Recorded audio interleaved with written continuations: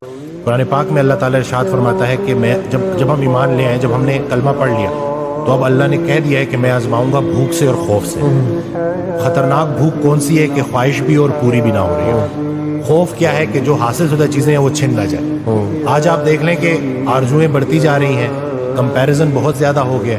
رسول اللہ صلی اللہ علیہ وسلم کی حدیث ہے کہ جب بھی دیکھو اپنے سے نیچے کو دیکھو، سر اٹھا کے اللہ سے کچھ مانگنے سے پہلے سر جھکا کے وہ ساری نعمتیں گن لو جو اللہ نے پہلے سے دی ہوئی ہیں۔ اینگزائٹی وسوسوں کی، نیگیٹو تھاٹس کی بیماری ہے، یا ماضی کا پچھتاوا یا مستقبل کے اندیشے۔ پریزنٹ مومنٹ میں بندہ نہیں رہتا، یا ماضی کے اس کے بارے میں سوچتا رہتا ہے۔ آدھے لوگ تو ماضی بدلنا چاہتے ہیں، دیکھیں کیا چاہتے ہیں۔